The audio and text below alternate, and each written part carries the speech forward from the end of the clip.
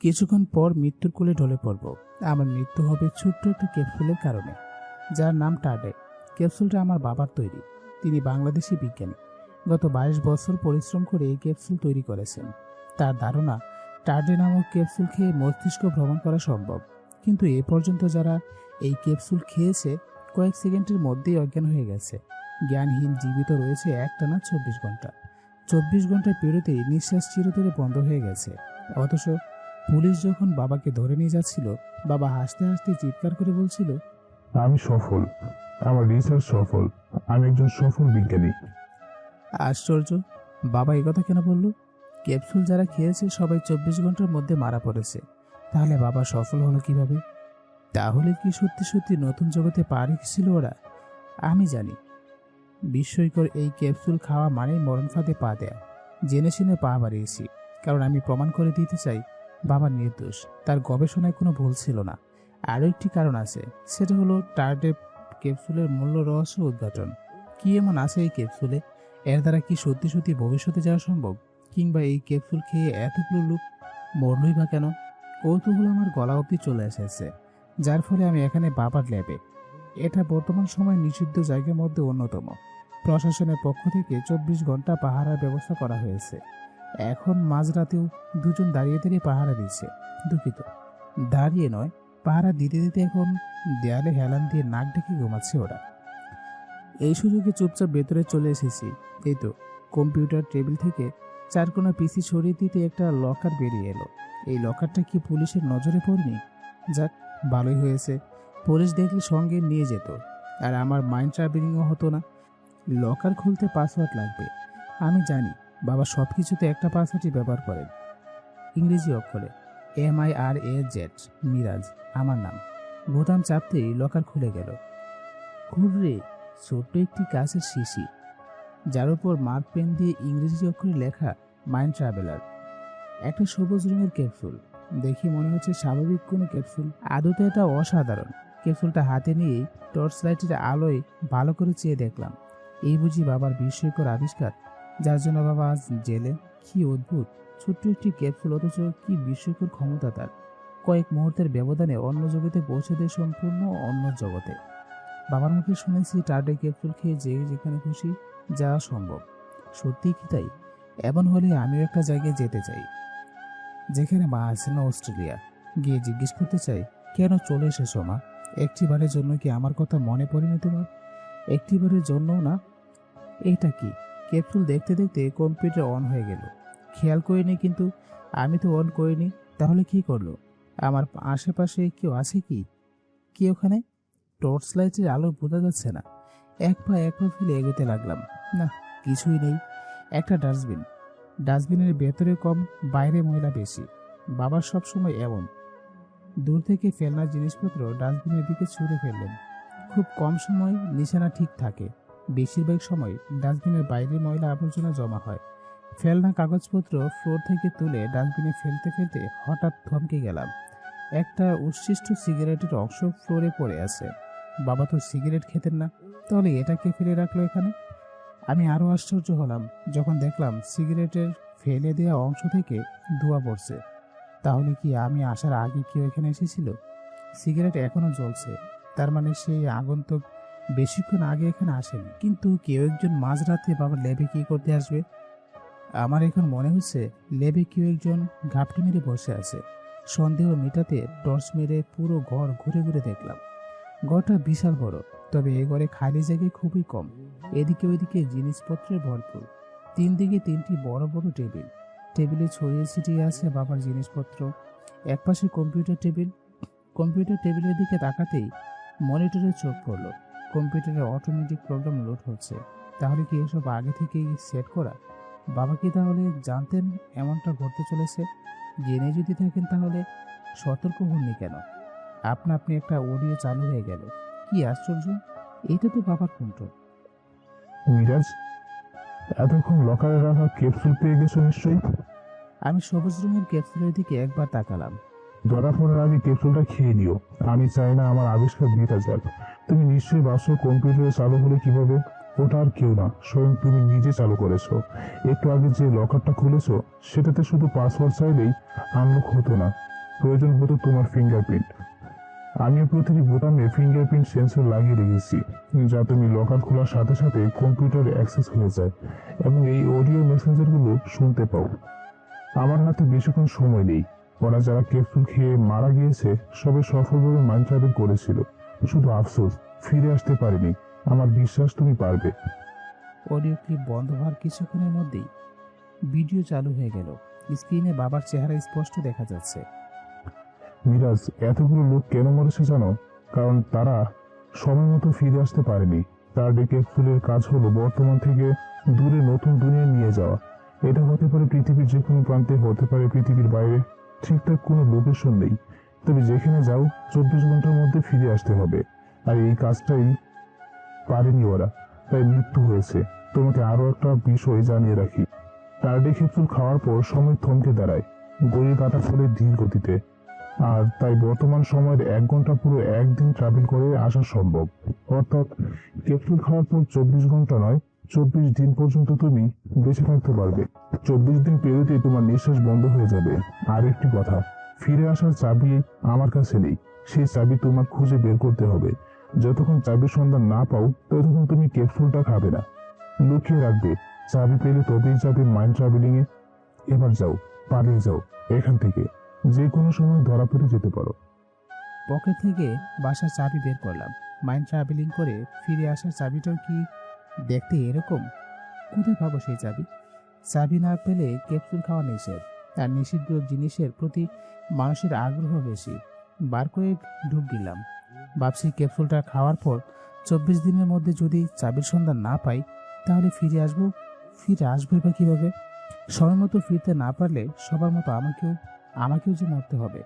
এবার সত্যি সত্যি কেউ একজন এগিয়ে আসার শব্দ শুনতে পাচ্ছি। মনে হচ্ছে কার্পেটের উপর এক পা ফেলে সতর্কতার সঙ্গে এগিয়ে আসছে। তাহলে কি ধরা পড়ে যাব? না না, এ হয় না। দ্রুত কাচের শিশিটা ঢাকনা খুলে সবুজ রঙের ক্যাপসুলের মুখ দিয়ে গিলে ফেললাম। মাথাটা কেমন যেন ঘুরছে, চোখ দুটো বন্ধ, ঝাপসা হয়ে আসছে। তাল সামলাতে না পেরে ফ্লোরে ঢলে পড়লাম। যখন সজ্ঞানে আসলাম বুঝতে পারছি আমার হাতে আছে 24 ঘন্টা। এর মধ্যে ফিরে আসতে হবে, না হলে নির্ঘাত মৃত্যু। চোখ খুলে নিজেকে পুকুর পাড়ে আবিষ্কার করলাম। পরন্ত বিকেলে বাঁশের মাচায় বসে আছে। আমার পাশে পুকুরে ঢলঢলে জলে পা ডুবিয়ে বসে আছে এক যুবতী। মাই গড, এ তো সেই মেয়ে যাকে এতদিন মনে মনে কল্পনা করেছি। মেয়েটিকে নিয়ে কত ভাবনা ছিল আমার, কত স্বপ্ন বুনেছে তাকে ঘিরে। আর সে সত্যি সত্যি সামনে বসে আছে। ভাবতেই গা শিউরে ওঠে। তবে কি সত্যি সত্যি মাইন্ড ট্রাভেল করেছি? আপনি কি এখানে রোজ আসেন? মেয়েটি বিনতি গলায় বলল। আমি কি বলবো, বাবার আবিষ্কারের টার্ডে ক্যাপসুল খেয়ে এসেছি এখানে। এটা আমার কল্পনার জগৎ, বাস্তবের সাথে এর কোনো মিল নেই। আমি আপাতত আমার মস্তিষ্কের বিচরণ করছি। আগামী 24 দিনের মধ্যে আমাকে ফিরে যেতে হবে, যা পৃথিবীর সময় প্রায় 24 ঘন্টা। এসব বললে হয়তো সে হেসে উড়িয়ে দেবে, পাগলও ভাবতে পারে। তাই সত্যিটা লুকিয়ে রাখলাম। প্রথম কথাটা শুরু হলো মিথ্যে দিয়ে। হ্যাঁ, আমি রোজ এখানে আসি। এখানকার পরিবেশ আমাকে খুব টানে। এখানে এলে মনে হয় অন্য এক জগতে হারিয়ে গেছি। মেয়েটি আময়িক হেসে বলল, আমারও তাই মনে হয়। দূর থেকে দেখেই বুঝেছিলাম জায়গাটা সুন্দর, তাই হাঁটতে হাঁটতে চলে এলাম। এসে দেখি কাছ থেকে আরো বেশি সুন্দর। আপনি অনেক সুন্দর। কথা শেষ হবার আগে সে পা দিয়ে কয়েকবার পানিতে আঘাত করলো। মুহূর্তে পুকুরের নীরব জলের শব্দের সঞ্চার হলো। একের পর এক ঢেউ ছুটে যেতে লাগলো। সে ঢেউয়ের শব্দ তাল মিলিয়ে সে আমায় বলল, আমি এদিকটাই নতুন। বলে শান্ত হয়ে গেল। পুকুরের জল এখনো নড়ছে নিঃশব্দে। আমি তাকিয়ে আছি মেয়েটির দিকে, আর সে উদাসীনী ভাবে তাকিয়ে আছে দূর আকাশে। পুকুরের ওপারে বিদীর্ণ ফাঁকা মাঠে ঝাঁকে ঝাঁকে পাখিরা উড়ে উড়ে পড়ছে। হঠাৎ মনে হলো, কোথায় আছি আমি? এটা কি অস্ট্রেলিয়া? কৌতূহলবশত জিজ্ঞেস করলাম। মেয়েটি আরো একবার পুকুরের জলে পা নাড়ালো, ঘুরে বসলো আমার দিকে। সে বলল, আপনি খুব মজার মানুষ, বুঝতে পারছি। আমার মন ভালো করার চেষ্টা করছেন, তবে আমার মন খারাপ ছিল না কখনো। বলেই আবার উদাসীনীভাবে দৃষ্টি রাখলো আকাশে। শিট শিট, অযথা লজ্জা পেলাম। একটু আগেই তো মেয়েটির সাথে বাংলায় কথা বললাম। অস্ট্রেলিয়ার হলে কেউ কি বাংলা কথা বলবে? মেয়েটি হঠাৎ উঠতে উঠতে বলল, ভালো লাগলো আপনার সাথে দেখা হয়ে। আপনি থাকেন কোথায়? আমি তো দ্রুত জিজ্ঞেস করলাম। দূরে, অনেক দূরে। আসি। বলে ধীর পায়ে চলতে লাগলাম। আমি নিম্ন পলক তাকিয়ে থাকলাম তার দিকে। সে যাচ্ছে, যেতে যেতে হারিয়ে যাচ্ছে আমার চোখের সামনে থেকে। এখানে শেষ হতে পারত তার সাথে আমার কথোপকথন, পরিচয় পর্ব, মেলামেশা, সবকিছু। কিন্তু তার ফেলে যাওয়া MP3 ডিভাইস অন্য কথা বলছে। এটা ফিরিয়ে দেওয়ার জন্য আরও একবার দেখা হবে। বাসের মাথায় পড়ে থাকা MP3 ডিভাইস এবং হ্যাডসেট হাতে নিয়ে উঠে দাঁড়ালাম। পকেটে রাখা ঠিক আগ মুহূর্তে চমকে উঠলাম। আমার তো পকেটই নেই, পরেছি লুঙ্গি। লুঙ্গি পরা অবস্থায় মেয়েটি আমাকে দেখেছে। কি লজ্জা!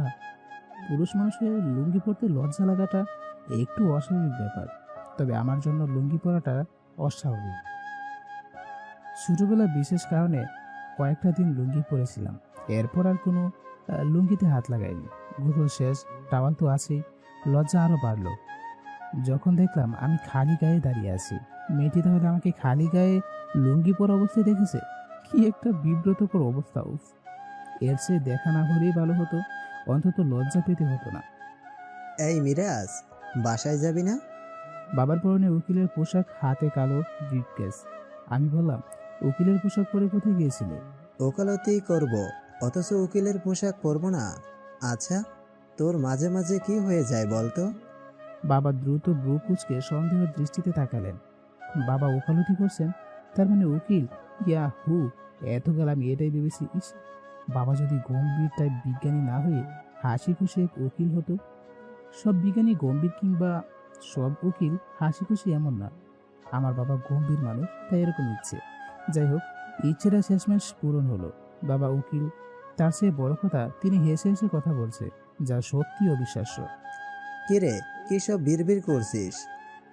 না বাবা, কিছু না, বলেই হাঁটতে শুরু করলাম।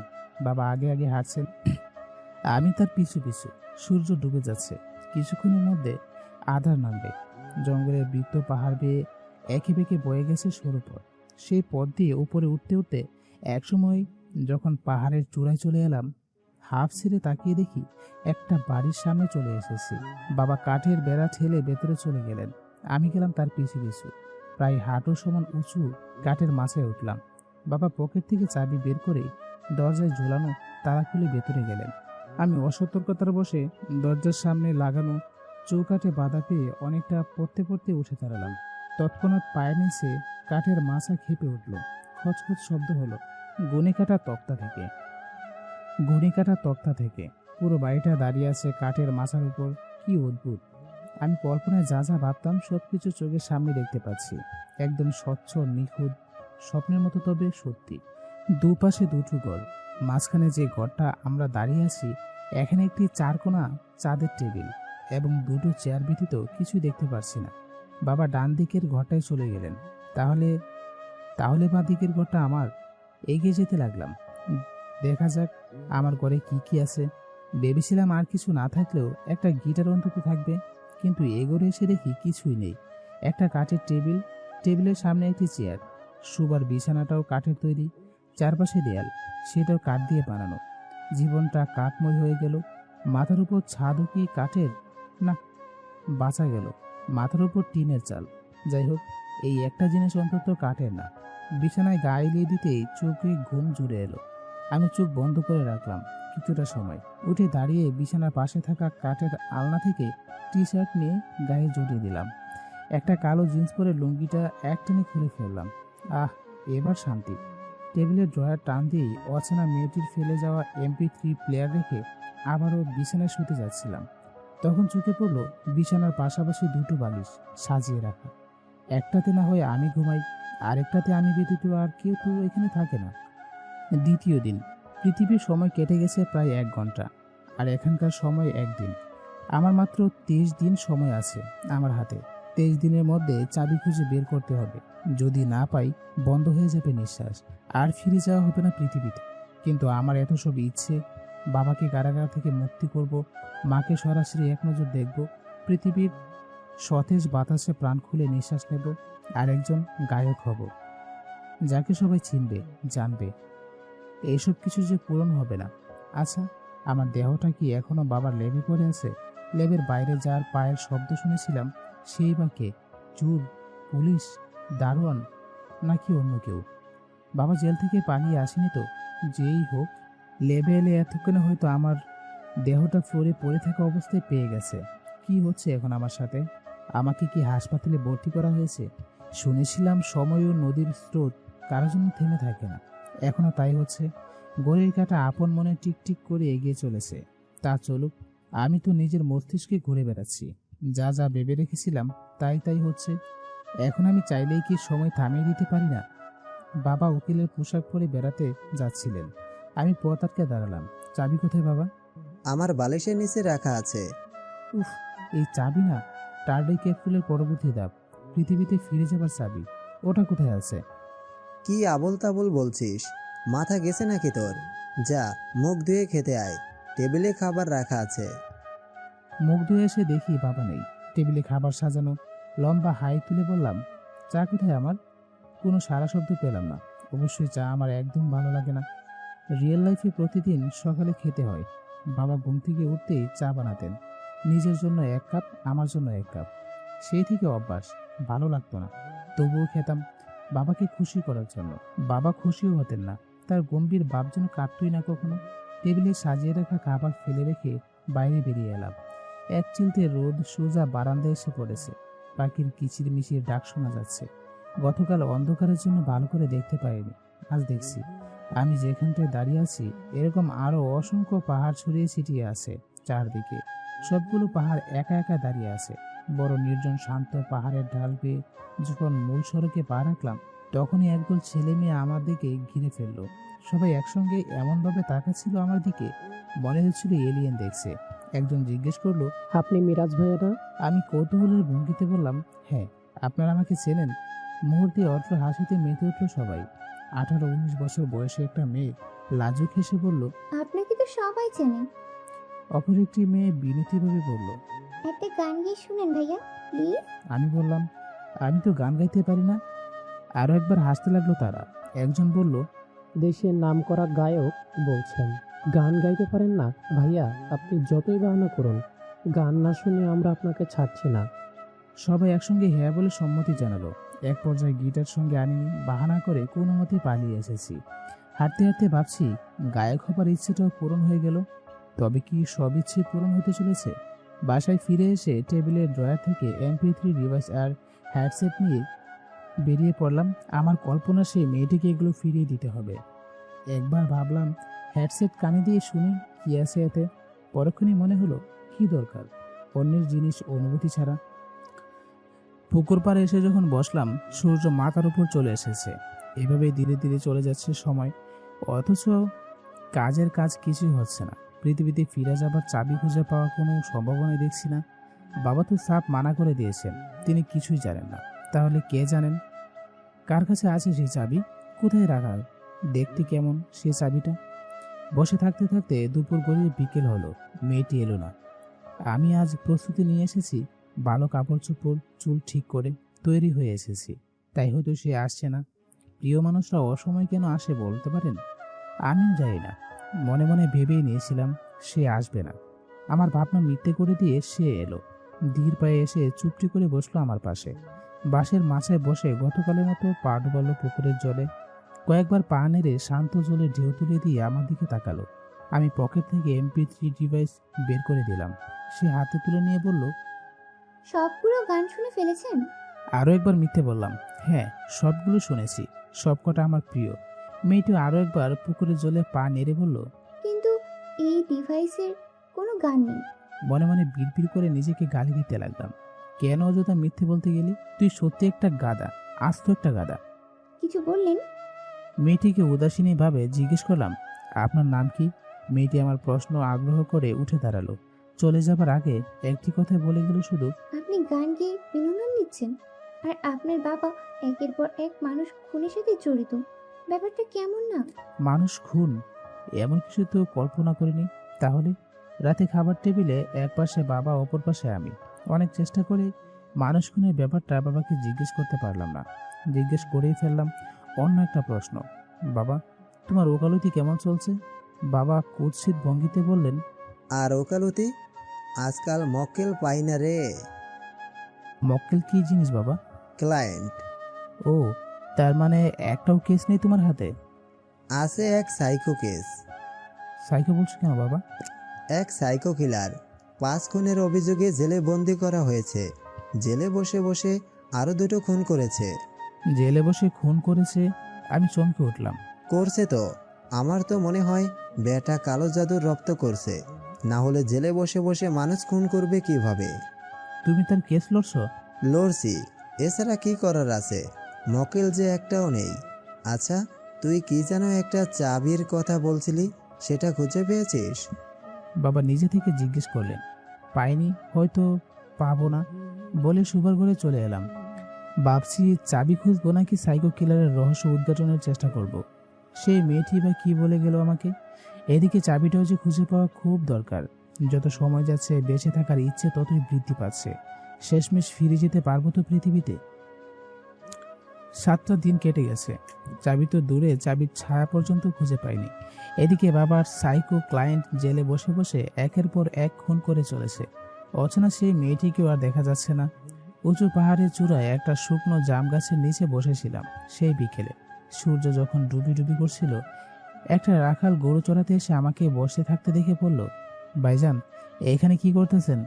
একটু পরেই তো অন্ধকার নামবো, জায়গাটা দোষী। এই যে জাম গাছটা দেখতেছেন, এইটাও দোষী। রাইতে এখানে জিনেরা আসে, মানুষ দেখলে শেষ।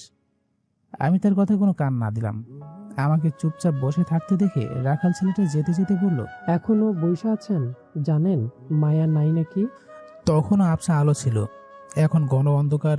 দূর দূর পর্যন্ত আলো নেই। এমন গুটগুটে অন্ধকারে নির্জন পাহাড়ে বসে থাকলে যে কারোরই ভয় লাগতো। আমিও হয়তো ভয়ে কুঁকড়ে যেতাম, কিন্তু এখন ভয় নেই। যে কিছুদিন পর মরতে চলেছে তার আবার কিসের ভয়? পৃথিবীতে ফিরে যাবার চাবিটা আর পাবো না, বেঁচে থাকা আর হবে না।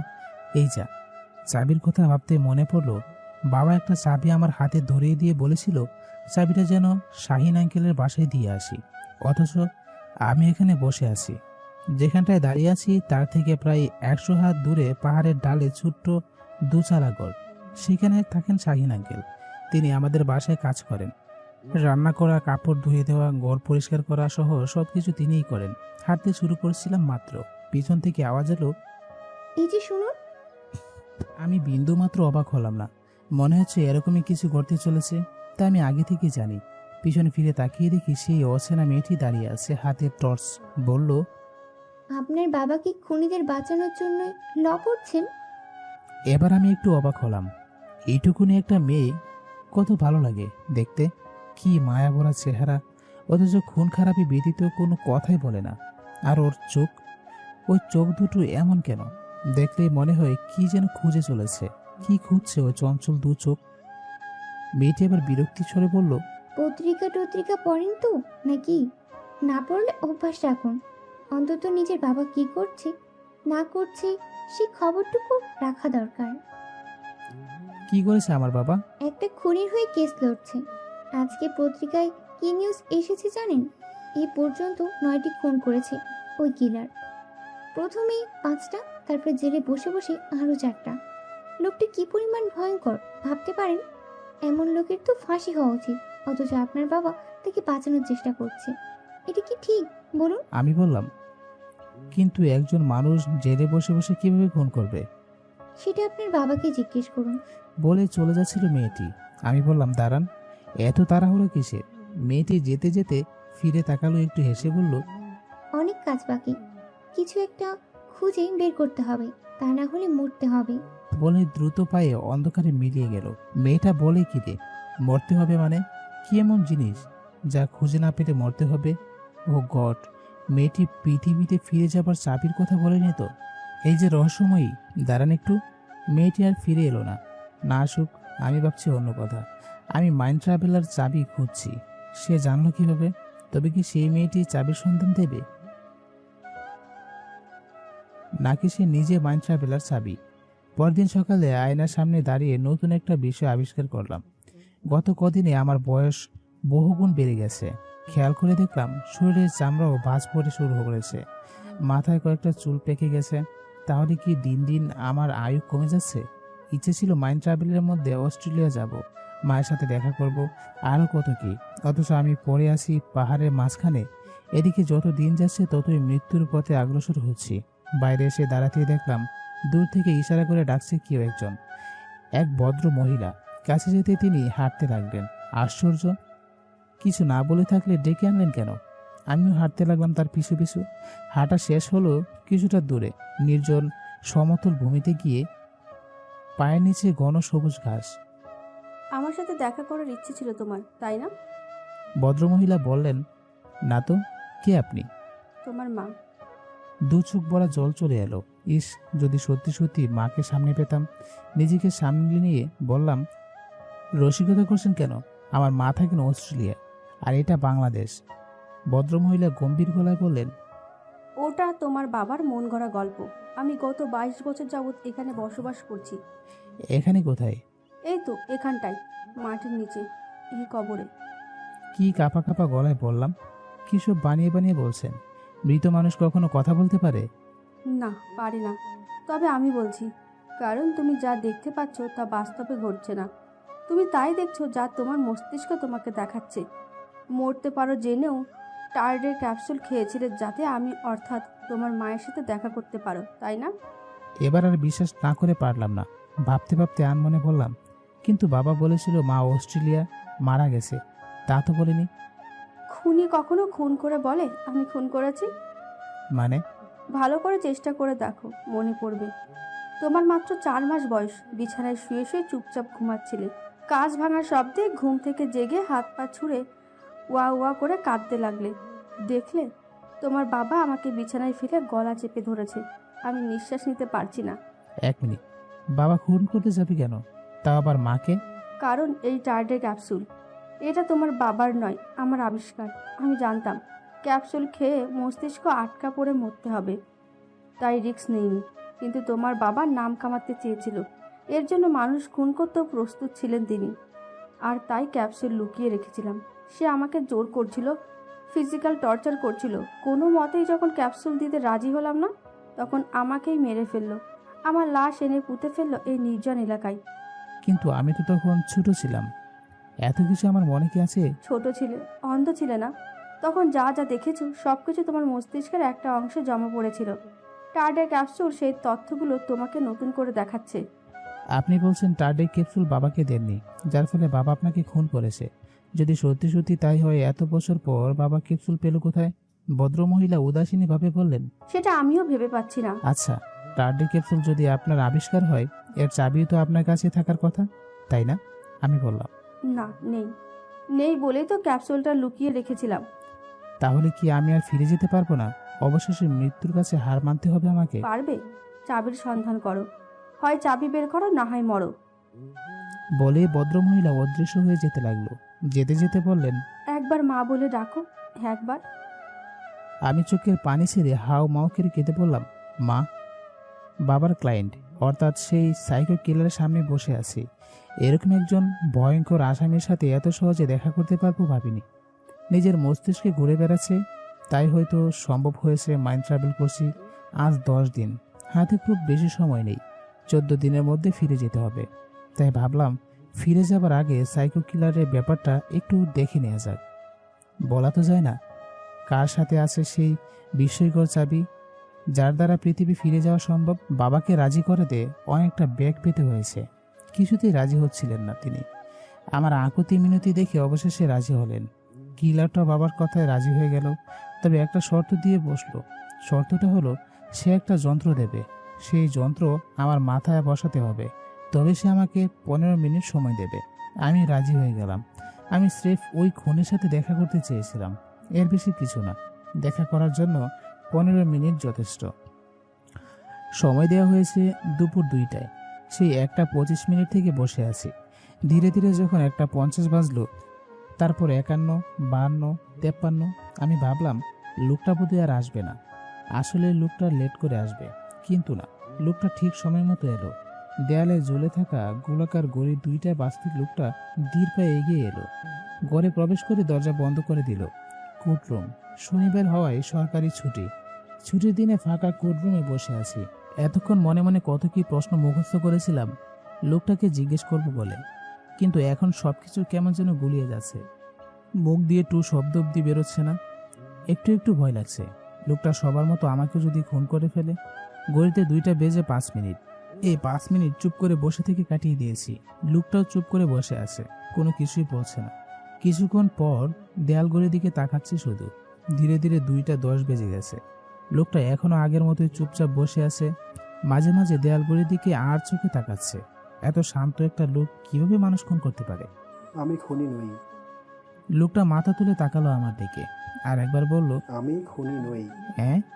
এতক্ষণ চুপ করে থাকার পর হঠাৎ এমন একটা কথা বলছিল, এতগুলো খুন করেছে বলছে আমি খুনি নই। তাহলে কি খুনগুলো আমি করেছি? না, তুমিও করনি, আমরা কেউই খুন করিনি। আশ্চর্য, আমি মনে মনে যা ভাবছি লোকটা জেনে যাচ্ছে কিভাবে? তোমার মাথায় হেডফোনের মতো যে যন্ত্রটা লাগিয়েছো সেটা মাইন্ড রিডার, মানুষের মন পড়া এই যন্ত্রের কাজ। এর সাহায্যে তুমি যা ভাবছো সবকিছু আমি জেনে যাচ্ছি। তুমি মুখে না বললেও আমি স্পষ্ট শুনতে পাচ্ছি। আমি মনে মনে ভাবলাম, ও বাবা, এরকম একটা যন্ত্র লোকটা পেল কোথায়?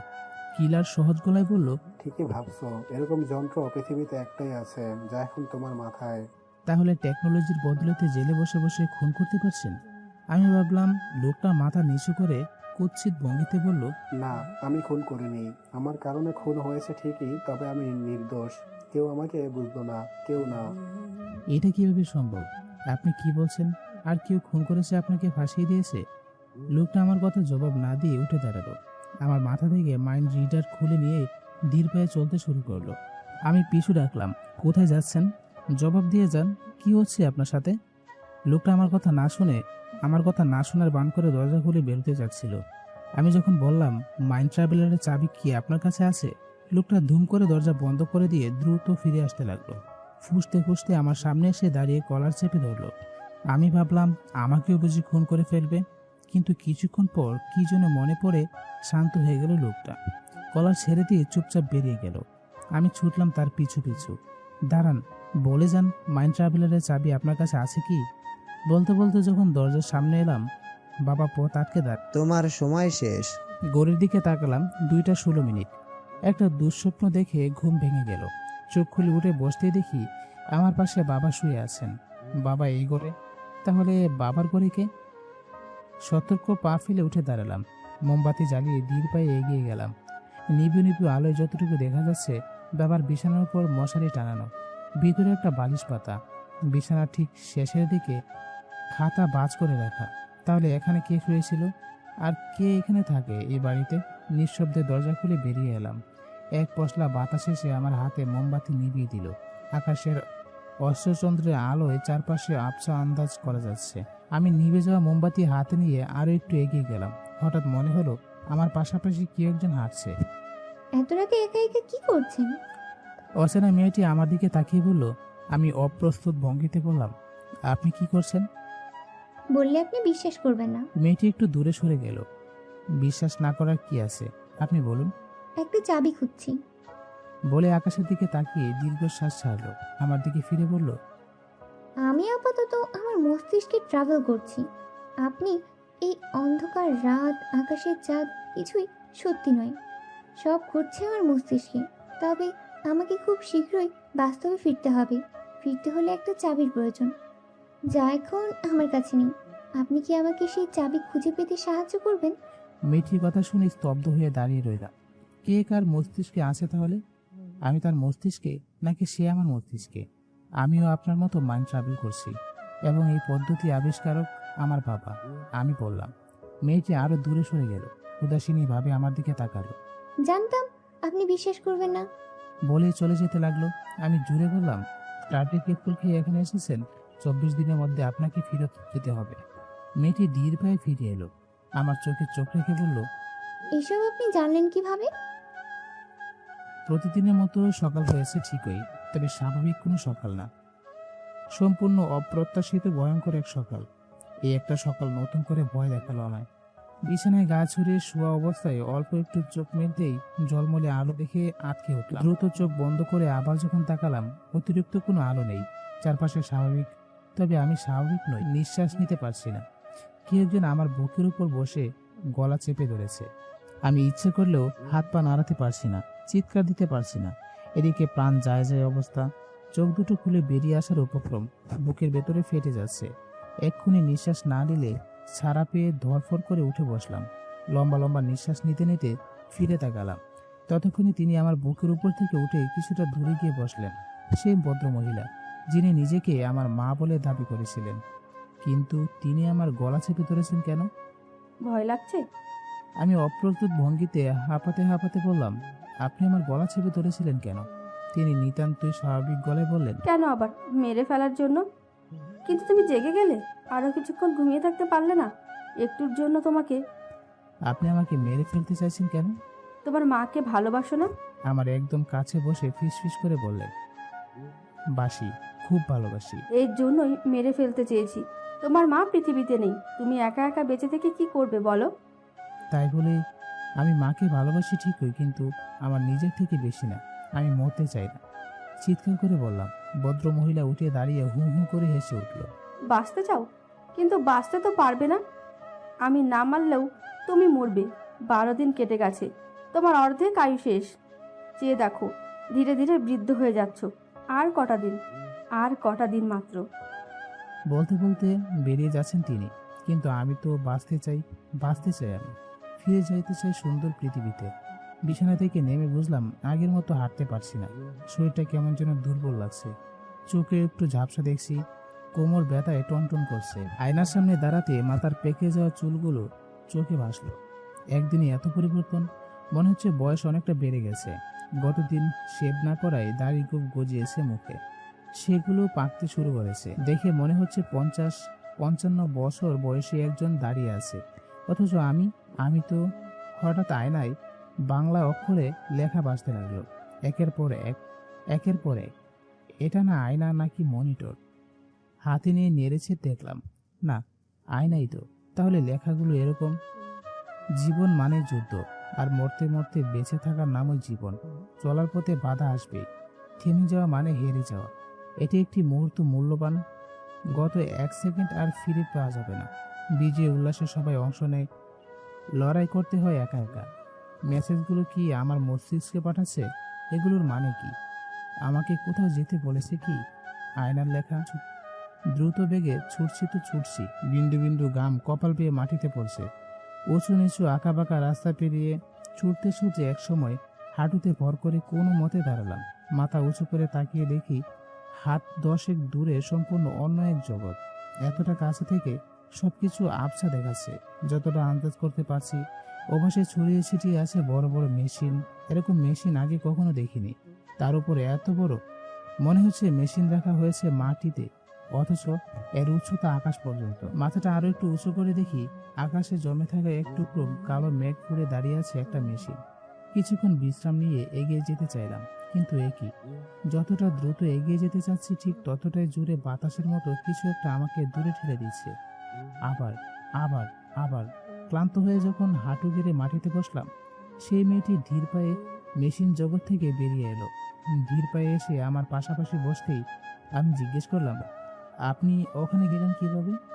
আপনি যেতে পারবেন না বলি আমিও পারবো না নাকি? ব্রুকুচকে আলতো হেসে বলল, কথা পেঁচাচ্ছেন কেন? যা জিজ্ঞেস করছি সোজা উত্তর দিন। আপনার প্রশ্নটা যেন কি? আপনি ওখানে গেলেন কিভাবে? কিভাবে আবার? পায়ে হেঁটে। আমি যেতে পারছি না কেন? ওহে মিস্টার, ওদিকে আপনি কখনোই যেতে পারবেন না। ওটা আপনার মস্তিষ্কের বাইরে। আমরা যে নিজেদের মস্তিষ্কে ঘুরে বেড়াচ্ছি সেটা ভুলে গেছেন? চাবি খুঁজছিলাম, যখন দেখলাম আপনি ওখানে যেতে পারছেন না তখন বুঝতে পারলাম। বলে চুপ করে গেল। কি বুঝলেন? বুঝলাম ওখানে চাবি নেই। কেন চাবি নেই কেন? চাবি থাকলে ওখানে আপনি যেতে পারতেন। চাবি এমন জায়গায় আছে যেখানে টার্ডে ক্যাপসুল খাওয়া সকল ব্যক্তি যেতে পারবে। আপনি যেহেতু যেতে পারছেন না। সত্যি তো, আমার মাথায় ব্যাপারটা এলো না কেন? একসাথে পাশাপাশি অনেকটা পথ হেঁটেছি, এখনো হাঁটছি। একবার চোখ তুলে মেয়েটির দিকে তাকালাম। কি সুন্দর মেয়েটা, ধবধবে সাদা না, কালো না, শ্যামলাও বলা যায় না, তবুও চুল ব্রাউন কালার করা। মেয়েটিকে দেখতে ঠিক সেই রকম লাগছে যেরকম প্রথম দিন দেখেছিলাম। কোনো রূপ পরিবর্তন হয়নি, চুল পাকেনি, গায়ের চামড়াও ভাঁজ পড়েনি। এমনকি হাঁটাচলা কিংবা কণ্ঠের কোনো রকম পরিবর্তন দেখছি না। তাহলে কি মেয়েটির আয়ু কমছে না? সে কি চাবি ছাড়াও বেঁচে থাকতে পারবে? কি দেখছেন এমন করে? আমার চোখে চোখ রেখে কথাটা বলেই চোখ ফিরিয়ে নিল। দেখছি না, ভাবছি। কি ভাবছেন? আর মাত্র কয়েকটা দিন হাতে আছে, চাবি খুঁজে পাইনি, ফিরে যাবার কোনো সম্ভাবনা দেখছি না। অথচ ধীরে ধীরে আমার আয়ু কমে যাচ্ছে, শরীরটা কেমন যেন দুর্বল হয়ে গেছে, চুল দাড়ি সব পেকে যাচ্ছে। কথা শেষ হবার আগে মেয়েটি ধমকে সুরে বলল, চুপ, একদম চুপ। এমন কিছুই হবে না। আমরা পৃথিবীতে ফিরবো। ওখানে আমাদের দেখা হবে, কথা হবে, পৃথিবীর মুক্ত বাতাসে প্রাণ ভরে নিঃশ্বাস নিব দুজন। সত্যি সত্যি ফিরতে পারবো? এত বড় প্রাসাদ, সূর্যের আলো নিবে, ধীরে ধীরে অন্ধকার নামতে শুরু করেছে। এই মুহূর্তে আমার চিৎকার শুনে উড়ে গেল এক ঝাঁক পাখি। বিশাল প্রাসাদের ফটকে খোদাই করে লেখা দি mind traveller, hello anybody home. চারপাশে দেয়ালে বাধা পেয়ে ছড়িয়ে পড়লো কথাটা। টিকটিকি টিকটিকি একটা টিকটিক বলল। যাক, একটা টিকটিকি আছে অন্তত। কাঠের দরজার হাত রাখতেই খটখট শব্দ করে খুলে গেল। মাথার উপর দিয়ে আরো এক ঝাঁক পাখি উড়ে গেল। এতক্ষণ বাইরে অন্ধকার গাঢ় হয়ে এসেছে, প্রাসাদের ভেতরে ঘুটঘুটে অন্ধকার। টর্চ মেরে যতদূর বুঝলাম, পুরো প্রাসাদ মাকড়সার দখলে। দু পা এগিয়ে যেতেই মাকড়সার জাল মুখে পেঁচিয়ে গেল। চোখ বন্ধ করে চোখ থেকে মাকড়সার জাল সরাচ্ছিলাম। খচখচ শব্দ শুনে পেছনে তাকিয়ে দেখি প্রাসাদের দরজা আপনা আপনি বন্ধ হয়ে গেছে। আমি ছুটে গেলাম, কিন্তু দরজার সামনে পৌঁছার আগেই দরজা পুরোপুরি বন্ধ হয়ে গেল। ধাক্কা দিলাম, লাথি মারলাম, শরীরের সমস্ত শক্তি দিয়ে টানলাম, কিন্তু না, দরজা খোলা সম্ভব হলো না। অবশেষে ক্লান্ত দেহ নিয়ে মাটিতে বসে পড়লাম। এবার কি হবে? হেল্প জুড়ে চিৎকার দিতে প্রাসাদের ভেতরে আলো জ্বলে উঠল। আশ্চর্য ব্যাপার হলো, আশেপাশে কোথাও বাতি দেখছি না, অথচ জলমূলে আলো আলোকিত চারপাশ। এই কোথায় এলাম আমি? আচ্ছা, প্রাসাদটা কি আমার কথা শুনছে? নাহলে সাহায্য চাইতে আলো জ্বলে উঠলো কেন? উঠে দাঁড়িয়ে এক পা এগোতে পুরো প্রাসাদ জুড়ে শব্দ ভেসে উঠল, you are time travelling on your mind. আমি বিস্মিত হলাম, প্রাসাদ কথা বলছে। যখন আরো একটু এগিয়ে গেলাম, মাকড়সার জাল অদৃশ্য হয়ে যেতে লাগলো। যত এগোচ্ছি ততই পরিষ্কার হচ্ছে চারপাশের আসবাবপত্র নতুন করে প্রাণ ফিরে পাচ্ছে যেন। আউচ! হাসপাতালের বিছানায় শুয়ে আছি। একজন ডাক্তার আমার সামনে দাঁড়িয়ে আছেন, একজন পুলিশ অফিসার আমার দিকে তাকাচ্ছেন। আমাকে অক্সিজেন দেওয়া হয়েছে। 1 মিনিট, একটু আগে পৃথিবীতে ফিরেছিলাম কি? আরো ভালো করে মনে করার চেষ্টা করলাম। হ্যাঁ, ঠিকই, হ্যান্ডকাপ লাগিয়ে বিছানায় শুয়ে রাখা হয়েছে আমাকে। তবে একটা ভুল, আমাকে যে ঘরে রাখা হয়েছে সেইখানে ডাক্তার নেই, একজন নার্স দাঁড়িয়ে আছে। আমি পৃথিবীতে ফিরে গেলাম কিভাবে? পায়ের কাছে ছেঁড়া বৈদ্যুতিক তার পড়ে আছে, ওখানে পা রেখেছিলাম কি? ইয়েস ইয়েস, তার মানে বৈদ্যুতিক শক খেয়ে পৃথিবীতে ফিরেছিলাম। আরেকবার ওটা স্পর্শ করবো কি? না না, প্রাণ যেতে পারে, কোনো রকম ভুল করা যাবে না। এগিয়ে যেতে যেতে থমকে দাঁড়ালাম। একটা বুক শেলফ, বিশাল বড়, থাকে থাকে বই রাখা। জন্মের পর থেকে আজ পর্যন্ত যতগুলো বই পড়েছি সব রাখা আছে এখানে। এমনকি পত্রিকা, ম্যাগাজিন সব ভাঁজ করে রাখা আছে, সবগুলো আমি পড়েছি। তবে বইগুলোর কিছুটা পৃষ্ঠা নেই, বুঝতে কিছুটা সময় লাগলো। যেসব পৃষ্ঠা পড়িনি সেগুলো নেই। দেখতে দেখতে বাঁ দিকে ফিরে তাকিয়ে দেখি অচেনা সেই মেয়েটি টিপ টিপ করে আমাকে দেখছে। আমি চমকে উঠলাম, আপনি এখানে? মেয়েটি এক দৃষ্টিতে তাকিয়ে থেকে বলল, আমি এখানেই থাকি। তাই নাকি? এত বড় প্রাসাদে থাকেন, এটা আগে বললেননি কেন? আমি জিজ্ঞেস করলাম। কারণ এর আগে আপনার সাথে দেখা হয়নি। রসিকতা করছেন? আমি রসিকতা করি না। আপনি বলছেন এতদিন যার সাথে আমার দেখা হয়েছে সে আপনি নন, রাইট? হ্যাঁ। তাহলে আপনি কে? আপনি যদি কাউকে ভালোবাসেন সেটা আমি, যদি কাউকে বিয়ে করেন সেটাও আমিই হব। উমা, তাই নাকি? হ্যাঁ, আমি আপনার মস্তিষ্কে থাকা সেই মেয়ে, পৃথিবীতে থাকাকালীন আপনি যাকে কল্পনা করতেন। তাহলে এতদিন যে মেয়েটির সাথে আমার দেখা হয়েছে সে কে? আমি অবাক হয়ে জিজ্ঞেস করলাম। জানি না। আচ্ছা, আপনি তো আমার কল্পনায় থাকা সেই মেয়েটি, তাই না? হ্যাঁ। তাহলে তো আমার সম্পর্কে অনেক কিছু জানার কথা। যতটুকু জানার প্রয়োজন ততটুকু জানি। টার্ডি ক্যাপসুল খেয়ে মস্তিষ্ক ঘুরেছি, সেটা জানেন তো? হ্যাঁ জানি। মাইন্ড ট্রাভেলারের চাবি কোথায় জানেন? না। মেয়েটি নিতান্ত সহজ গলায় বলল, প্রয়োজনীয় জিনিসটাই জানেন না। এই প্রাসাদটা তো আমি দেখিনি কখনো, কল্পনা করিনি। তাহলে আমার মস্তিষ্কে এই প্রাসাদ এলো কিভাবে? এই প্রসাদটাকে আপনার মস্তিষ্কের স্টোর রুম ধরে নিতে পারেন। মস্তিষ্কের আবার স্টোর আছে নাকি? আমি তাচ্ছিল্য করে বললাম। আছে। এবার বলুন, গতদিন আমার সাথে যে মেয়েটি দেখা হয়েছে দেখতে হুবহু আপনার মতো, সেই মেয়েটি এখন কোথায় আছে? আপনার বাসায়। কি? আমার বাসায় কি করছে? জানি না। কি জানেন তাহলে? সেই মেয়েটি খুন হতে চলেছে। মানে ওকে কে খুন করবে? আপনার বাবা। আপনার বাবা কিছুক্ষণের মধ্যেই মেয়েটিকে খুন করে ফেলবেন। মেয়েটির হাতে খুব বেশি সময় নেই। 24, 23, 22। হেই স্টপ স্টপ, থামুন। আমি থেমে গেলেও আপনার বাবা থামবেন না। রোবটের মতো দাঁড়িয়ে থেকে নিতান্ত এক সহজ গলায় বলুন কথাটা। একটা মেয়ে খুন হতে চলেছে অথচ আপনি এত সহজে বলছেন? আপনি মানুষ না পাষাণ? এসবের কিছুই না। আমি আপনার কল্পনার এক চরিত্র মাত্র। সেই মেয়েটিকে কিভাবে বাঁচাতে পারি? জানি না। সেই মেয়েটিকে বাঁচাতে চাই। আপনি কি আমাকে সাহায্য করতে পারবেন? না। আমি দৌড়ে বেরোতে যাচ্ছিলাম, তখন মেয়েটি বলল, দাঁড়ান, আপনি ওই মেয়েটাকে বাঁচাতে পারবেন না। ওদিকে গেলে আপনিও খুন হতে পারেন। এর চেয়ে আপনি মাইন্ড ট্রাভেলের চাবি খুঁজুন, কাজে লাগবে। মেয়েটির কথা উপেক্ষা করে ছুটে এলাম। বন্ধ দরজার সামনে এসে ওপেন দ্য ডোর বলতে দরজা খুলে গেল। এক মুহূর্তে দাঁড়িয়ে না থেকে বেরিয়ে এলাম। প্রাসাদের দরজা খচখচ করে বন্ধ হয়ে যাচ্ছে। মেয়েটি প্রাসাদের ভেতর থেকে বলছে, এভাবে চলতে থাকলে চাবি পাবেন না। যখন বাড়ির সামনে এসে দাঁড়ালাম, পুরো বাড়ি নিস্তব্ধ। রাতের অন্ধকার দীর্ঘশ্বাস ছেড়ে পা রাখতেই আটকে উঠলাম। বাবা কাছুমাছু হয়ে বসে বসে কাঁদছে, কপাল বেয়ে গান জ্বলছে। তিনি আমাকে দেখে আরো ঘাবড়ে গেলেন। আমি বিস্মিত হয়ে বললাম, কি হয়েছে বাবা? তিনি এতটা ঘাবড়ে আছেন, আমার কথার জবাব দেওয়া তো দূর, টু শব্দটুকু করতে পারল না। কাঁপতে কাঁপতে আঙ্গুল দিয়ে ইশারা করলো শুধু। তার ইশারার কথা পথে কয়েকটা পা এগুতেই কাঠের পাটাতনের পড়ে থাকা মেয়েটির নিথর দেহ চোখে পড়ল। ততক্ষণে লাল টকটকে তাজা রক্ত কাঠের ফাঁকা দিয়ে গড়িয়ে গড়িয়ে গড়ে পাহাড়ি জমিতে পড়তে শুরু করেছে। দ্রুত ছুটে গিয়ে হাঁটু গেড়ে কাঠের পাটাতনে বসে পড়লাম। আমার হাঁটুতে মেয়েটির মাথা রাখলাম। তার পেটের ক্ষতস্থানে হাত দিয়ে শক্ত করে চেপে ধরে বললাম, কিভাবে হলো এসব? মেয়েটি আমার চোখে মুখে আঙ্গুল দিয়ে ভাঙা ভাঙা গলায় নীরবে বলতে শুরু করলো, আপনাকে বলা হয়নি, আপনি আমার স্বপ্ন। এতদিন শুধু আপনাকে সরাসরি দেখার জন্য ছটফট করেছি, দিনরাত কল্পনা করেছি। কাজী বাবার কথা ভাবিনি কখনো। তাই হয়তো আপনাকে দেখেই মরতে হচ্ছে। আফসোস, যদি একবার আপনাকে কাজী বাবার ইচ্ছে পোষণ করতাম।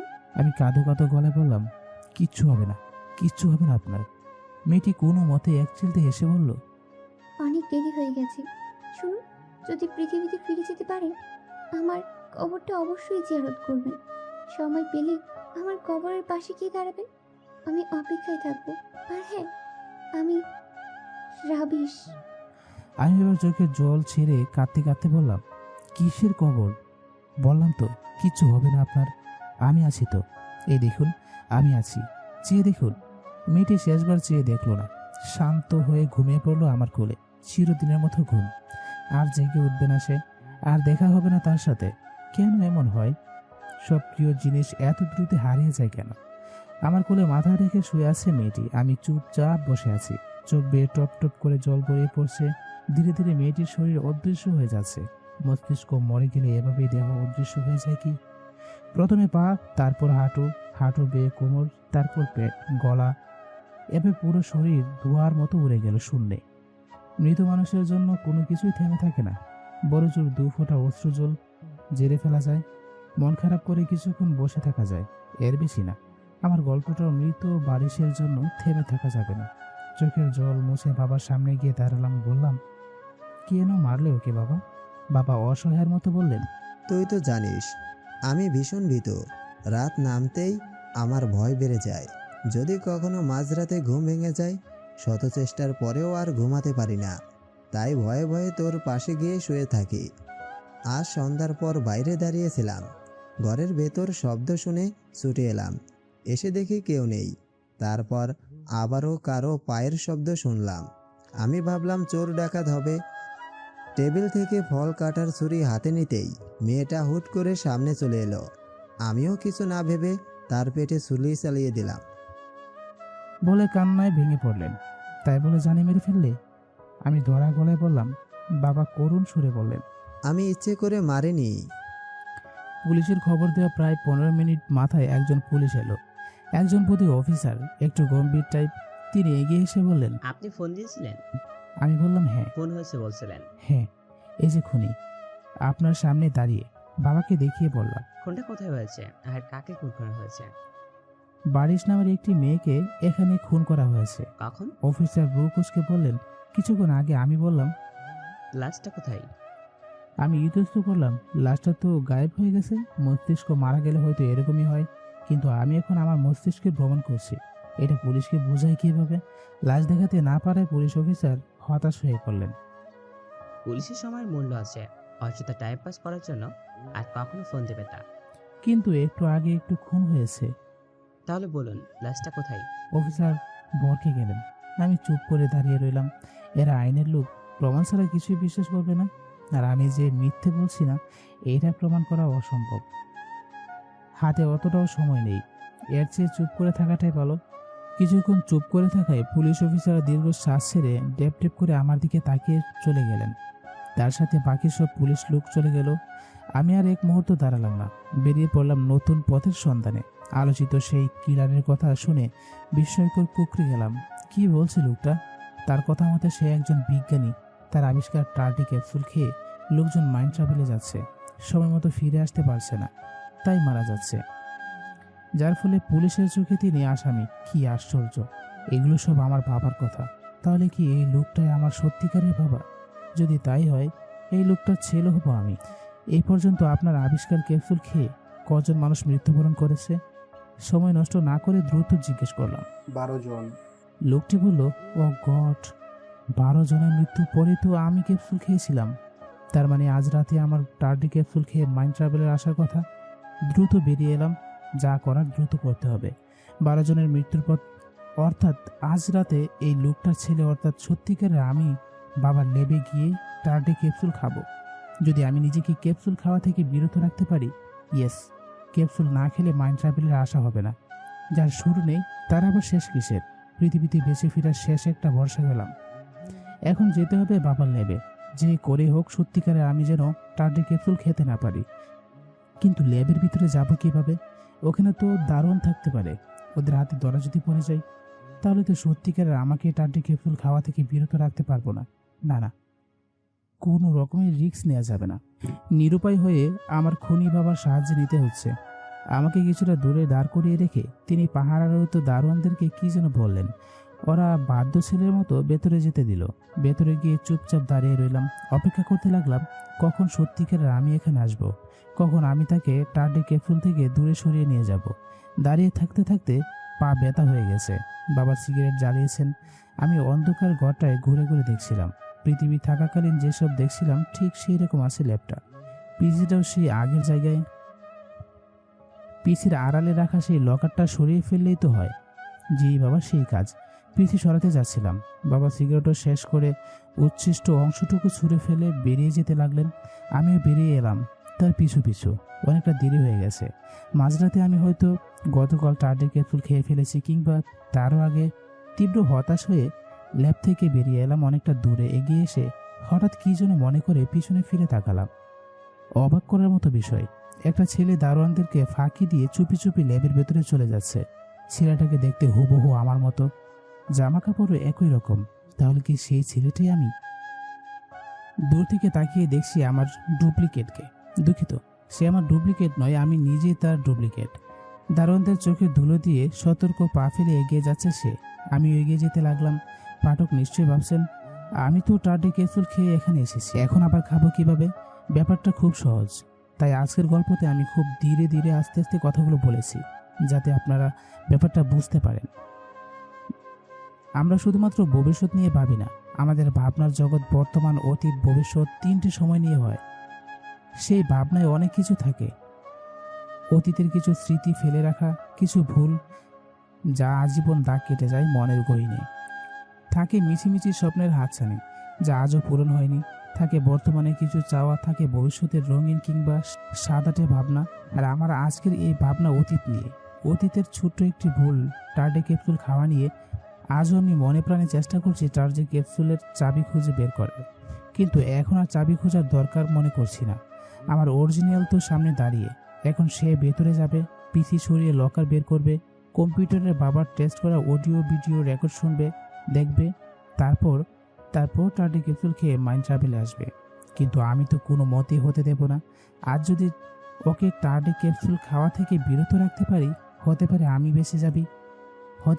বেঁচে যাই। একবার ভেবেই দেখুন না, যদি আমার অরিজিনালকে টার্ডি ক্যাপসুল খেতে না দিই, তাহলে সে বেঁচে যাবে, আর সে বেঁচে যাওয়া মানেই তো আমার বেঁচে থাকা। দারুণ দুটো দেয়াল ঢলে পড়েছে, দুজনে নাক ডাকছে, এই বুঝি ওদের ডিউটি। অনায়াসে ল্যাবের ভেতরে চলে এলাম। নিঃশব্দে এগিয়ে এসে যখন মূল ঘরে পা রাখলাম, আমার অরিজিনাল ধপাস করে মাটিতে লুটিয়ে পড়ল। এই যা, ক্যাপসুল খেয়ে ফেললো যে! তার হাত থেকে কাচের শিশি ফ্লোরে পড়তেই ভেঙে টুকরো টুকরো কাচের অংশ এদিক ওদিক ছড়িয়ে পড়ল। কাঁচ ভাঙার শব্দে বাইরে ঘুমন্ত দারোয়ান দুটো ছুটে এলো। আমি অন্ধকারে দেয়ালে এক কোণে লুকিয়ে পড়লাম। দারোয়ানরা যখন আমার অরিজিনালকে ধরে তুলছিল, আমি চুপি চুপি বেরিয়ে এলাম। আমার কি হবে? অন্ধকার খোলা আকাশের নিচে দাঁড়িয়ে চিৎকার দিলাম, চাবি মহাশয়, কোথায় আপনি? এই তো এখানে। কথাটি শুনে থমকে দাঁড়ালাম। কি আশ্চর্য, চাবি কথা বলছে! পাশ ফিরে তাকিয়ে হতভম্ব হয়ে গেলাম। এই বুঝি দি আনএক্সপেক্টেড অচেনা মেয়েটির মৃত্যুর আগে তার নাম বলেছিল বারিশ। সেই মৃত বারিশ আমার সামনে দাঁড়িয়ে আছে। আমার নিঃশ্বাস ঘন হয়ে গেল, শ্বাসকষ্ট হচ্ছে। মেয়েটি আমার হাত চেপে ধরে বলল, ভয় নেই, আমি ভূত নই, রিল্যাক্স, জাস্ট রিল্যাক্স। হ্যাঁ, বললেই হলো? মৃত মানুষ আমার সামনে দাঁড়িয়ে, আমি শান্ত থাকি কিভাবে? আপনি তো মারা গিয়েছিলেন, আবার ফিরে এলেন কিভাবে? আমি ভয়ার্থ গলায় জিজ্ঞেস করলাম। মেয়েটি মৃদু হেসে বলল, মাইন্ড ট্রাভেলের চাবি পেয়ে গেছি। তাই নাকি? কিভাবে পেলেন? কোথায় সেই চাবি? মেয়েটি বোকার মতো হাসতে লাগলো। হাসতে হাসতে বলল, এখনো বুঝতে পারেননি? না তো, কি বুঝবো? আমি বললাম, মৃত্যুই মাইন্ড ট্রাভেলের একমাত্র চাবি। আপনার বাবার ছুরিঘাতে নিহত হবার পরই আমি পৃথিবীতে ফিরে গিয়েছিলাম। চোখ খুলতেই মাথায় এলো, আরে আমি বেঁচে ফিরলাম কিভাবে? আমাকে তো খুন করা হয়েছিল। তখনই বুঝলাম মাইন্ড ট্রাভেলে এসে 24 ঘন্টার মধ্যে মরতে হবে। মৃত্যুই মাইন্ড ট্রাভেলের চাবি। কিন্তু এখানে ফিরে এলেন কিভাবে, আর কেনই বা এলেন?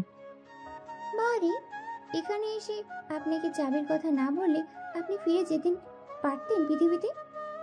আমি এসেছি আপনাকে বাঁচাতে, আপনাকে পৃথিবীতে ফিরতে সাহায্য করার জন্য। কিন্তু কিভাবে এলেন? যেভাবে প্রথমবার এসেছিলাম, টার্ডি ক্যাপসুল খেয়ে। পৃথিবীর সর্বশেষ ক্যাপসুল তো আমি খেয়েছি। তাছাড়া বাবা এখন জেলে, আপনি দ্বিতীয় ক্যাপসুল কোথায় পেলেন? মেয়েটি খানিকটা গম্ভীর ভাব নিয়ে বলল, আপনার বাবার থেকে 2 বার ক্যাপসুল একসাথে কিনেছিলাম। পৃথিবীতে ফিরে গিয়েই দ্বিতীয় ক্যাপসুলটা খেয়ে ফেললাম। যাক, ভালোই হয়েছে, দুজনে একসাথে পৃথিবীতে ফিরব। মেয়েটির চোখ জুড়ে জল নেমে এলো, চোখ মুখ ফ্যাকাশা হয়ে গেল। সে ভাঙা ভাঙা গলায় নিচু স্বরে বলল, বড় ক্লান্ত লাগছে, আপনার কাঁধে একটু মাথা রাখি। ততক্ষণে আমরা ঘাসের বুকে বসে পড়েছি। আমার সম্মতি পেয়ে আলতো করে মাথা রাখলো, ভেজা চোখে আমার দিকে তাকালো, কাঁদো কাঁদো গলায় বলল, আমার আর পৃথিবীতে ফিরে যাওয়া হবে না। আমি খানিকটা বিচলিত হলাম। মেয়েটির কথাটুকু বিষাক্ত কাঠার মতো মনে হলো। অন্য সময় হলে হেসে উড়িয়ে দিতাম, কিন্তু না, এখন আমি বিশ্বাস করতে ইচ্ছে হচ্ছে। মেয়েটি কাঁদছে, ফুপিয়ে কাঁদছে, নীরব আর্তনাদ মিশে আছে তার কান্নায়। এই মুহূর্তে একটা প্রশ্ন বারবার মনে আওড়াচ্ছে, কেন সে পৃথিবীতে ফিরে যেতে পাবে না? কেন সে পৃথিবীতে ফিরে যাবে না? কেন যাবে না পৃথিবীতে? আমি জানতে চাইলাম। মেয়েটি আমার থেকে খানিকটা দূরে গিয়ে বসলো, 2 হাত দিয়ে চোখের জল মুছে বলল, একজন মানুষ একবারই মাইন্ড ট্রাভেল করতে পারবে, দ্বিতীয়বার টার্ডি ক্যাপসুল খেলে মাইন্ড ট্রাভেলে আসতে পারবে ঠিকই, ফিরে যাওয়ার আর হবে না, মস্তিষ্কেই মারা পড়বে। আর যদি 24 দিন পূর্ণ হবার আগে মস্তিষ্ক মৃত্যুবরণ করেন? আমি বিস্ময় স্বরে বললাম, লাভ নেই, পৃথিবীতে ফিরে যাবার সব রাস্তা বন্ধ। আমার শরীরের মৃত্যু তখনই হয়েছে যখন আমি দ্বিতীয়বার টার্ডি ক্যাপসুল খেয়েছি। শুধু মস্তিষ্ক জীবিত রয়েছে, সেটাও 24 ঘন্টার জন্য। 24 ঘন্টা পর মস্তিষ্ক আর কাজ করবে না। তাহলে কি আপনার পৃথিবীতে ফিরে যাওয়ার কোনো সম্ভাবনাই নেই? না, নেই। বলে উদাসীন দৃষ্টিতে আকাশের দিকে তাকালো। তাহলে আমিও পৃথিবীতে ফিরে যাব না? কথাটা বলে শেষ করার আগেই একটি ধারালো ছুরি গিয়ে একের পর এক আঘাত করতে লাগলো।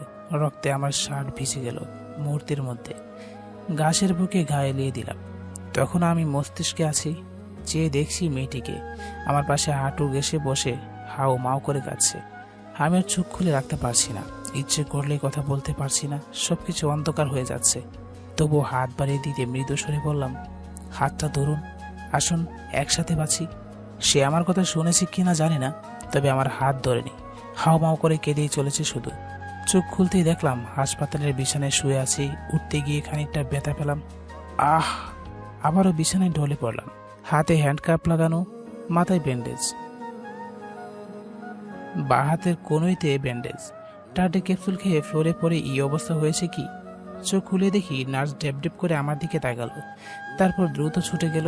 কিছুক্ষণের মধ্যেই ডাক্তার ছুটে এলেন, আমার হার্টবিট চেক করলেন, চোখ দেখলেন। তারপর 6 মাস পর, দীর্ঘ 6 মাস পর জেল থেকে বেরোলাম। জেলখানার বাইরে পা রেখে প্রথমে স্থির করলাম বারিশের সাথে দেখা করব। জেলে থাকাকালীন উকিলকে দিয়ে বারিশের ঠিকানা জোগাড় করে রেখেছি। উকিল ব্রুকুচকে জিজ্ঞেস করেছে, মেয়েটি আপনার কি হয়? আমি সোজা জবাব দিয়েছি, আমার এক প্রিয়জন। উকিল মুখ ভার করে বলেছে, সো স্যাড। রিক্সা থেকে নেমে 2 মিনিটের পর ঠিক এখানকার শুয়ে আছে বারিশ। পাশেই তার মা বাবার কবর। কবরে লাগানো পিতলের সাইনে লেখা বারিশ নামটা জল জল করছে। দাঁড়িয়ে থাকতে থাকতে কখন সন্ধ্যা নেমে গেল খেয়াল করিনি। বাস করা শার্টের হাতলে চোখের জল মুছেছিলাম। দাড়িতে আপনাকে বেশ মানায় তো। কথাটা শুনে ফিরে তাকালাম। বিস্ময়কর স্বরে বললাম, আপনি বারিশ? গম্ভীর সুরে বললাম। গোফ রেখেছেন কেন? গোফ কেটে ফেলবেন। আবার ফিরে এলেন কিভাবে? আমি বললাম, এমন কোনো যন্ত্র কি নেই যার সাহায্যে আমি আবার জীবিত হয়ে যেতে পারি? প্রশ্ন এড়িয়ে জিজ্ঞেস করলো। আমি বিস্মিত হয়ে তাকিয়ে রইলাম তার দিকে। সে আবারও বলল, কি পারবেন না এমন একটা যন্ত্রের সন্ধান করতে? সেটা কিভাবে সম্ভব? আমি বললাম। আপনি চাইলে সব সম্ভব। বলে দীর্ঘশ্বাস ছাড়ল সে। একা একা কি করে বিড়বিড় করছেন? কথাটা শুনেই স্তম্ভিত ফিরে পেলাম। তাকিয়ে দেখি খানিকটা দূরে অ্যাডভোকেট কমিরুজ্জামান দাঁড়িয়ে আছেন। আমি প্রস্তুত ভঙ্গিতে বললাম, উকিল সাহেব আপনি? এদিক দিয়ে যাচ্ছিলাম, অন্ধকারে আপনাকে দাঁড়িয়ে থাকতে দেখে এগিয়ে গেলাম। আপনাকে একটা প্রশ্ন করি। করুন। এই খবর কি আপনার প্রেমিকার? আমি চুপ করে রইলাম। অ্যাডভোকেট করিমুজ্জামান বললেন, বলতে না চাইলে থাক। আচ্ছা, আপনার বাবা তো বহুদিন ধরে জেলে আছেন, তাকে বের করার জন্য কিছু করতে হবে নাকি? সে আমার মায়ের খুন করেছে, এবার শাস্তি পাক। বলেন কি? তাহলে তো আপনার বাবার বিরুদ্ধে মার্ডার মামলা ঢুকিয়ে দেওয়ার দরকার। তার আর দরকার নেই, তিনি আগামীকাল মারা যাবেন। আপনার বাবা আগামীকাল মারা যাবেন, সেটা আজ জানলেন কিভাবে? উকিল সাহেব বিস্মিত হয়ে বললেন, ডেথ দ্য কাউন্টার। সেটা কি জিনিস? একটি মেশিন মানুষের ছবি দেখে তার মৃত্যুর খবর আগে থেকে জানিয়ে দেয়। হ্যালো বন্ধুরা, আমাদের এই গল্পটি এই পর্যন্ত যারা এসেছেন প্লিজ দয়া করে একটি লাইক দিয়ে আপনার মূল্যবান মতামতটুকু জানিয়ে দেবেন। আপনাদের বেশি বেশি লাইক কমেন্ট আমাদেরকে গল্প বানাতে উৎসাহিত করে। যদি আপনারা গল্প দেখেন আর লাইকই না দেন তাহলে মনটাই খারাপ হয়ে যায়। আমরা একটা গল্পের কাজ করতে 2 থেকে 3 দিন সময় লাগে। আপনারা একটা গল্প ঘন্টাখানেক দেখলে শেষ হয়ে যায়। তারপরও যদি ধৈর্য হারিয়ে একটা লাইক দিতে না পারেন, একটা কমেন্ট না করে চলে যান, তাহলে কিন্তু খুবই কষ্ট লাগে। সো প্লিজ গল্পটিতে একটা লাইক দিন, একটা কমেন্ট করুন, আপনার মূল্যবান মতামতটুকু জানান, তারপর যান। ধন্যবাদ সবাইকে।